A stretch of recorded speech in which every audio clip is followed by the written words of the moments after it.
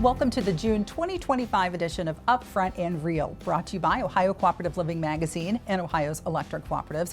I'm Karen Whitney, Director of Communications, and with me, our President and CEO, Craig Grooms. We are just about to hit June. Usually means a lot of sunshine, not necessarily today, but also the longest days of the year. And with that, of course, we think of hotter days, AC use, and probably higher electric bills. People probably thinking this time, hey, maybe I should cut on my electric bill, get some solar power, some panels, harness the sun, be good for the environment.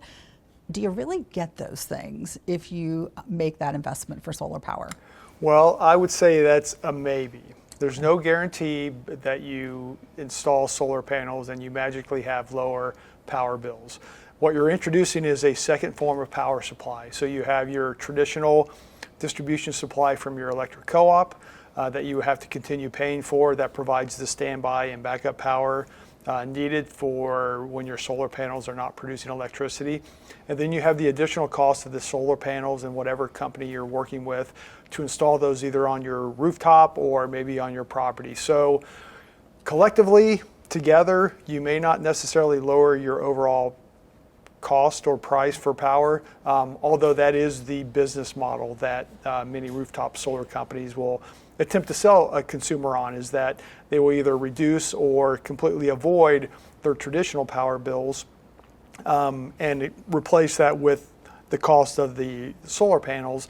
In reality, that doesn't necessarily happen. Yeah, that's a good piece of advice then. If that's kind of the lead in the sales pitch, Right. You need to be leery of that to see if that's the case. So is it possible here in Ohio for people to install rooftop panels, have it supply their electricity 100% all year round? The answer is no, and it's not just in Ohio, it's really anywhere that the sun doesn't shine 24 hours, really anywhere. And that's I think a common misunderstanding or misconception of what solar panels or even wind turbines, what they provide. Many people think that they produce electricity, they store electricity, they have some kind of ability to always provide electricity, and it's only charged or provides electricity from the sun or the wind. In reality, that's not true. Solar panels produce electricity when the sun's shining, wind turbines produce electricity when the wind is blowing. Outside of those hours, zero comes out without an additional form of energy storage.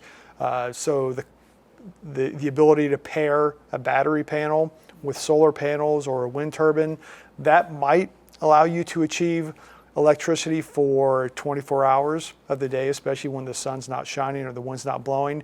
You just have the added cost of that device. So to achieve 24 hours off the grid where you have solar, you have to have some form of battery, and those are typically very expensive. And to replace your traditional service from your electric co-op, it typically is much more expensive.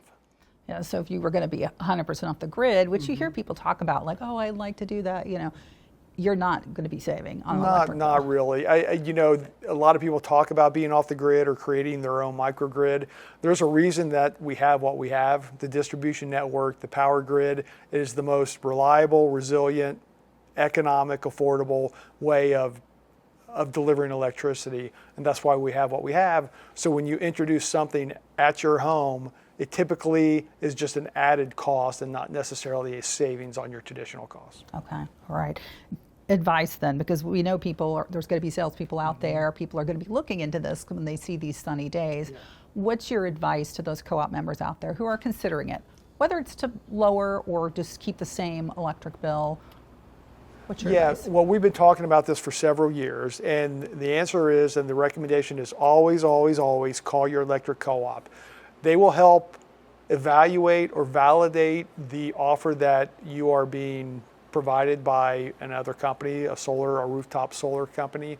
Always call the co-op to evaluate the economics or help you evaluate the economics, but also help you to do something safely, right? If you're going to get into electrical work at the home, tie into your electric panel, possibly have some interaction with your existing distribution service, make sure your co-op knows about it so you can do it safely. Okay, good advice. Energy advisors out there, even talking to a member service person. Yeah, okay. Exactly. And if you look at the June edition of Ohio Cooperative Living, you're going to hear from some other Ohio co-op members on their experience with investing in solar.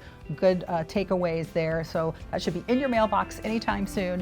We thank you for watching this episode, and we'll see you next month.